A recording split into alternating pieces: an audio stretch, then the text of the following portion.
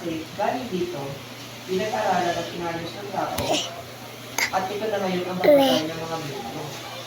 Hindi na ito. Ilang taong kaya yung pas ginawa ang Bible pa? Nandiyan ako mahirap sa mga date na yan.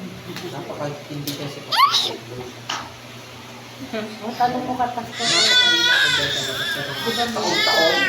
Pero dito sa Bible, meron na mga tao pinagay, di ba? Sa likod. Ay, ang dami yan eh.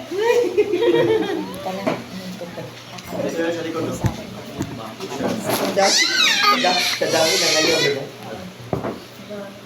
Kung gusto nyo malaman ang bawat book, dito sa pinaka-introduction na yung panimula, bago ito panimula, Genesis, panimula, diyan nagbibigay siya ng mga taon. Kung kailan nagsulat. Yun. Ang book na ito. Sa pasimula, talagang babasahin mo lang yan. Okay? TikTok. At kung wala man dito, talagang kami sa mga nag-aaral, ni-require kami bumili ng study Bible. Pag sinabi study Bible, pag-aaral patungkol sa Biblia. At doon talaga ang mga date, mga 46 BC, Bago pa mo pinanganak si Kristo, BC. talagang may ganun silang taon na nabati nila ayon din sa buong na nababasa. Nung una pa lang ako pas nagbabasa, yung una pa lang tanggap 2015, basa ako ng Bible. First time ko talaga. Parang si Lord nasa gitna mo, para siyang kausap mo. Oo. Kaya nga, kasi nga ang Bible ay Hilingahan. salita na Diyos, siya na namulusap mo sa tao. Pero pag pag matagal ka na pala, di mo na siya inaano, parang ano, di mo na siya pinapansin. Pag matagal na, kasi basa mo na eh. So, ayan na. Sa mga Jehovah Witness, meron po silang ibang pinagagamitan na dito sa kanila.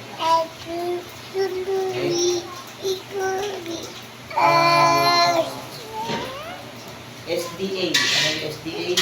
SDA. Seventh Day Adventist. Mga baptist. Yung na-invite niyo. Kanina yun, yung lalaki, invite niya ni Ate Mabik. Yun talaga ang gift ni Ate Mabik, ano. Mag-invite. Maano siya, maganda siya mga pag-invite. Di ba dalawa na-invite niya si... Apa, yung babae. Yung babae na naghihilot naman. Si nanay yan. Ayun yung Seventh Day Adventist dyan sa may... sa Olivares. Doon siya na-update. Talagang ano niya, Ate Mabik. SDA o Seventh Day Adventist. Ay may paniniwala na si Ellen White ay isang propetang babae na nagpapahayag din na kasing halaga din ng kaya meron kasi na iba pa. Si Ellen White, ang kanilang propetisa, babae kasi propetisa,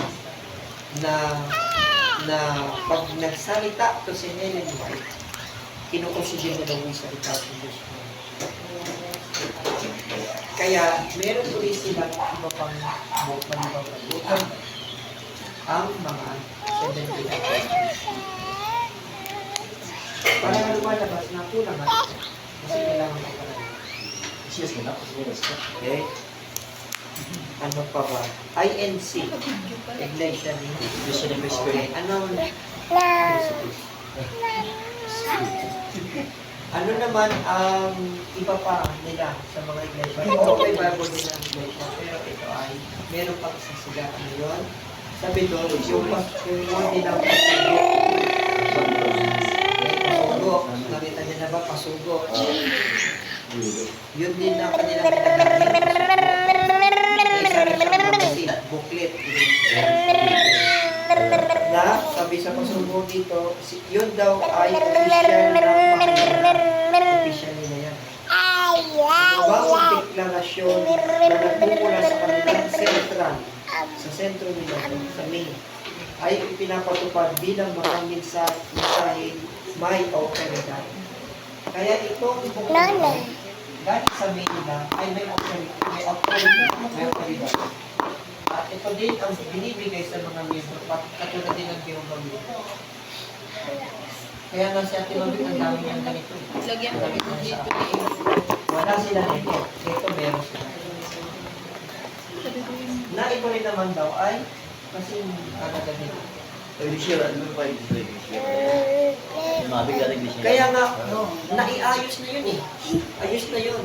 Pinapaliwanag pa, sabay babase pa sa Bible. Yung pasubok na pinapaliwanag. Yun ay good for 1 week na kanilang babasahin kasi sa Bible. Susuklay na naman yung susunod. Susuklay na naman susunod. Yun ang word nila ang pasubok. Ang mabay ay kilala nila na autoridad sa ating kanila. Ito rin may autoridad, ito rin may autoridad. Kaya ang mga miyembro, walang Bible, ito meron. Pero sa atin, talagang meron na tayo dito sa atin. Kaya kailangan lang natin ito basahin natin. Okay? At meron pa mga iba, kasi hindi nyo nagpapala yung iba eh. Narinig nyo na ba yung World Unification Church? Notification. Word, para sa ito lang yan. World Unification Church. Amen. Amen na tayo. Ay, mahulog ka. Ay, nagpunta. Dahil talagang pagsubok, may Oo nga. Dahil pagsubok, nagwala kayo kanina. pag-uwi ko pa lang, talagang Ayan pag-uwi pa rin.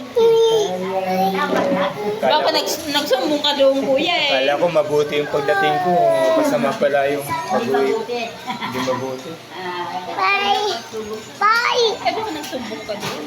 Minasinggan ako eh. Ha? Talit-talit. Eh, hindi niya naman hindi naman ang Umalis na nga, kuya eh. Nakabulit. Nakabulit clock naman. Nagalit kanina. Nag-lip na sa...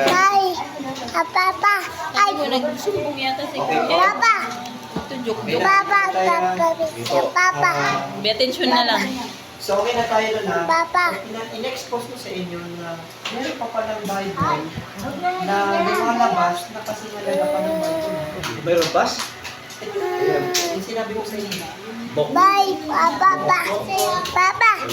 Pero pas iba yung words niya, yung dito sa atin, iba. Gumahango din sila sa Bible, sabi ko.